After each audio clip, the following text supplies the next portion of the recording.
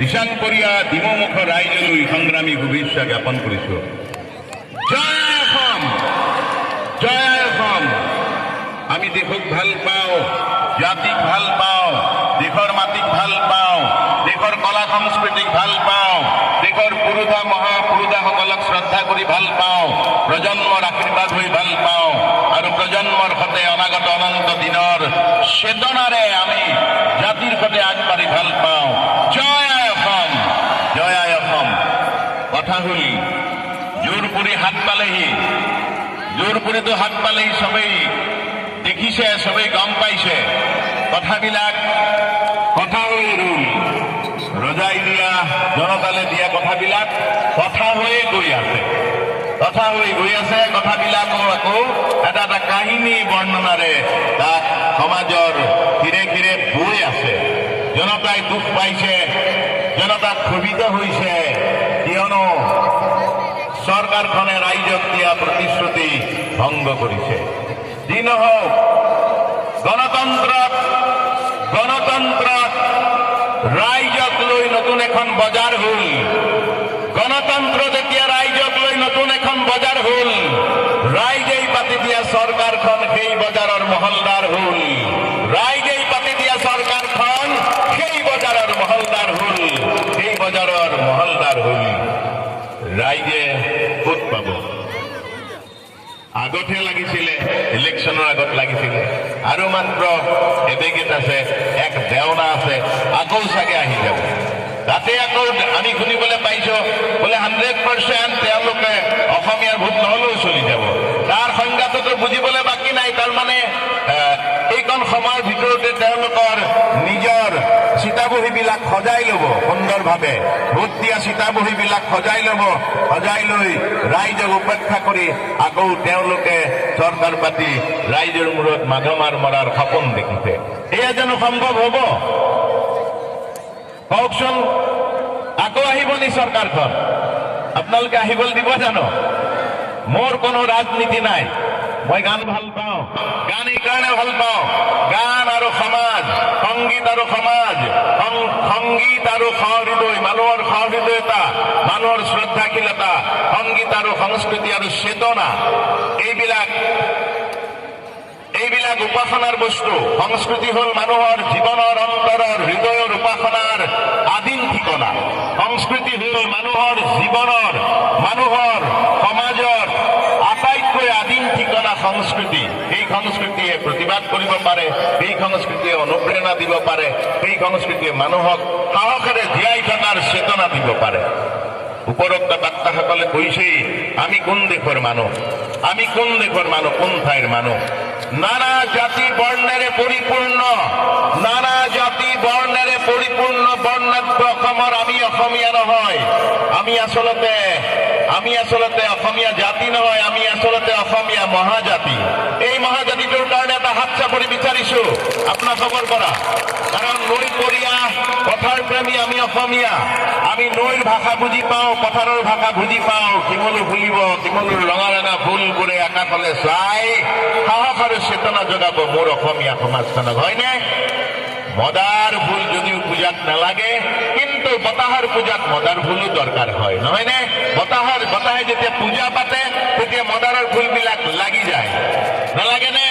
মদাৰৰে ফুল হেনো পূজাত নেলাগে, নালাগে নহয়, লাগে। বতাহৰ পূজাত মদাৰৰ ফুল লাগে। মদাৰলৈ এটা হাত চাপৰি বিচাৰিছো। আমি কিয় উপেক্ষা কৰিম? বৰ্ণাঢ্য বৰণীয়া জাতি জনগোষ্ঠী যিদৰে এপাহি ফুল এখন বাগানৰ, এখন বাগিচাৰ, আমিবিলাক প্ৰতিটো জাতি জনগোষ্ঠী একো একোপা ফুল, একো একোজোপা ফুলৰ গছ, ঠিক সেইদৰে এই বৰণীয়া ধৰিত্ৰীৰ, এই প্ৰকৃতিৰো মদাৰৰ নিজে জীয়াই থকাৰ ক্ষমতা আছে, অধিকাৰ আছে, অধিকাৰ আছে। মদাৰক বঞ্চিত কৰাৰ অধিকাৰ কোনে দিলে? কোনে দিলে? ভকতে দিলে নে কোনে দিলে? ডাঙৰ কথা সেইটোৱেই। সেইকাৰণে শিল্পী প্ৰাণে লিখি থৈ গ'ল, মদাৰৰে ফুল হেনো পূজাত নেলাগে, লাগে পিছে আকাশতে জুই জ্বলাবলে, লাগে পিছে সমাজতে ৰং সানিবলে, কোনোবাই মোক হেনো মদাৰৰে ৰিজালে, আমাৰ দৰে লোক হেনো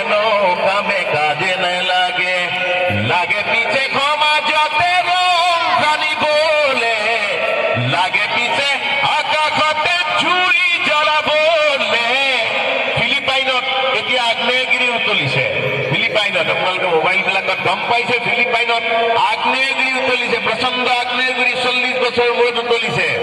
আৰু এতিয়া অসমত, বিশেষকৈ সমগ্ৰ ভাৰতবৰ্ষতেই এই কা নামৰ ধুমুহাজাকে গণতন্ত্ৰত জনতাৰ ফালৰ পৰা জন আগ্নেয় এতিয়া উফৰিছে, চবেই দেখা পাইছে। এই জন আগ্নেয় যাতে সফল হয় তাৰ কাৰণে এটা হাত চাপৰি বিচাৰিছো আপোনালোকৰ পৰা। মোৰ দেশ, মোৰ জাতি, বৰণীয়া কুৰিয়া জাতি, বন্ধুসকল চাব পাৰিব বৰ্তমান আমাৰ অসমৰ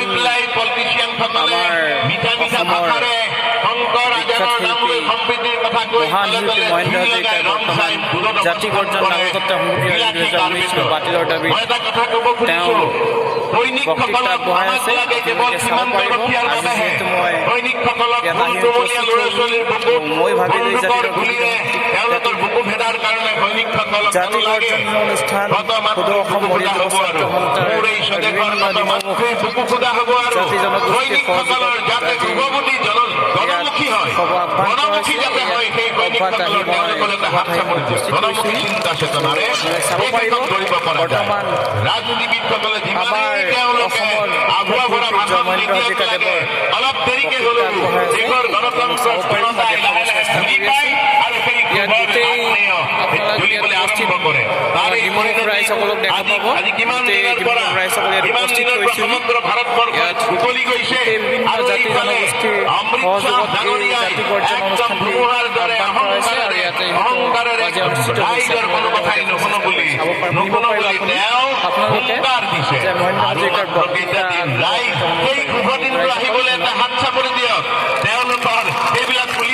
ভাল খাই যাব নিশ্চিতভাৱে। ৰাইজে ৰজা, গণতন্ত্ৰত ৰাইজে ৰজা বুলি কৈ তেওঁলোকে ৰাইজৰ ফালে পিঠি দিয়াটো আমি ৰাইজে দেখা পাইছে। আৰু পিঠি দি এতিয়া তেওঁলোকে কিহৰ কি এখন সোণৰ ভাৰত গঢ়িবলৈ গৈছে, সেইটো তেওঁলোকৰ সপোন। তেওঁলোকে সদায় সোণৰ ভাৰত গঢ়ে।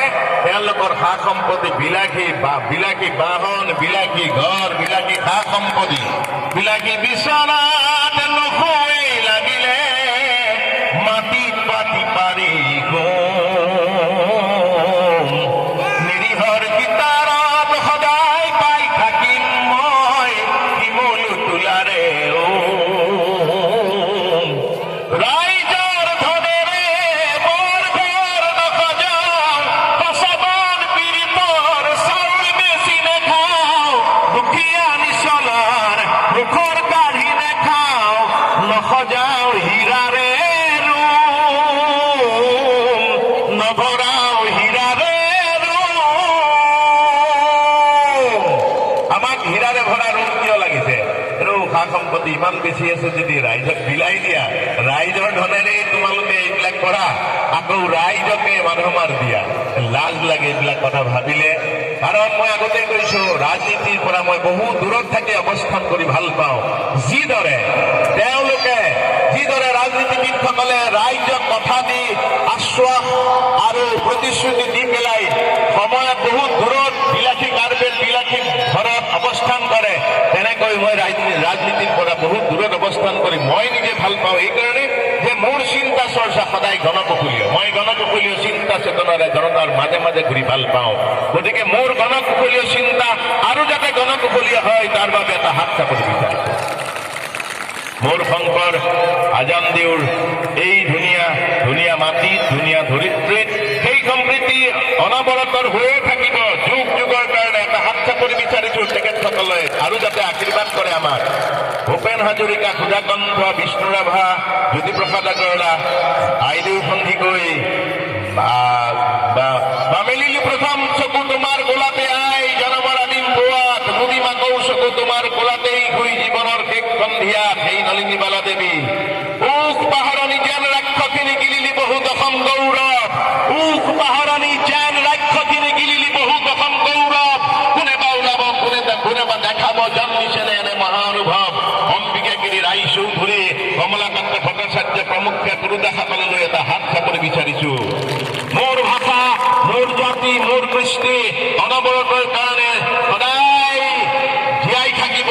কোনেও ধ্বংস কৰিব নোৱাৰে। যিমান গভীৰ ষড়যন্ত্ৰ নহওক লাগে, ষড়যন্ত্ৰটো হৈ আছে। ভাষা তিনদাৰে আৰূপে কাংগান্দা কাম্বৰে গণেঙা ইৰুম্বে কাংগান দাগ ন চিন্তা দাগ চিৰি আছিল মিক্সিৰি ন চিন্তা দাগ চিৰি ন বড়ো মিচিং কোচ কছাৰী ৰাভা সকলোৰে পৰিপূৰ্ণ ঠাই যেনে ইয়াত আমি নেপালী ভাইসকলকো পাওঁ ৰাম ৰ ঠিকছ বোলে ঝলক বাহেৰ নলাই বাৰুলি ভৈনম বিজুলী বাৰুলি ভৈনম আকাশ কটাৰা নেপালীসকলে কেতিয়া আকাশ বুলি ন আকাশ কটাৰা হাতত আৰে নদিনী ভৈ নলৈ লয় মায়া চলল বগি জান ঝৰ্ণানী ভৈ নলৈ লয় মায়া ঝৰ ঝৰি ঝৰি জান তিমিৰ ৰঞ্জনক ভয়ে মচিকল হলেও বসুলা ভনেইৰ দিনে ৰাত তিম্ৰ হছেও মেৰি মন বুঝি না লয় লয় মায়া তুৰ্কিয়েৰা পঞ্চায়েৰ চিপলিয়েৰা লড়নে দাঁড়লে ঠিকছ ৰাম ৰক ঠিকে ভাল লাগিব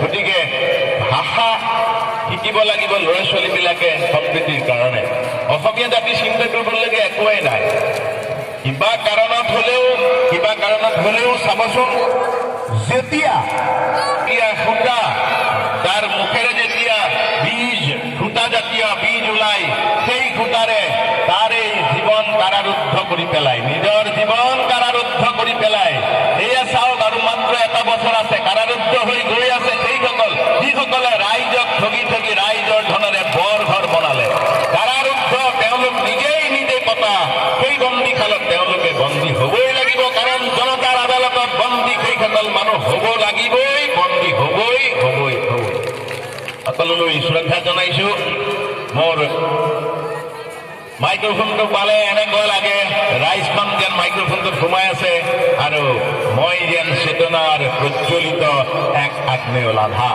মাইক্ৰফোনটোত যেন জনতা সোমাই আছে মই যেন চেতনাৰ প্ৰজ্বলিত আগ্নেয় লাভা এই লাভা ৰাইজৰ হবৰ কাৰণে আৰু এটা আশীৰ্বাদ কৰিব মোক সকলো ৰাইজলৈ শ্ৰদ্ধা জনাইছো শেষত সকলোলৈ শ্ৰদ্ধা জনাইছো 12 পু 13 নাতি দেহে কৰিবা কুনিয়া খেতি হয়নে আমাৰ প্ৰবচন আছিলে বুঢ়া লোকৰ কিয় আছিল অসমীয়া এটা কৰ্মঠ জাতি আছিল বাৰিচোৱা বৰুৱালৈকে অসমত নদন বদন সেই পৰৰ কাহিনী সেই পৰৰ বুৰঞ্জীয়ে কথা কয় সেই এটা কৰ্মজীৱী মানুহক এতিয়া এটকীয়া চাউল দি নিষ্কৰ্মা কৰিছে এটকীয়া চাউলেৰে নিষ্কৰ্মা কৰিছে আহোম ৰজাই কোনখন পথাৰৰ জয়খামদাং পথাৰৰ পৰা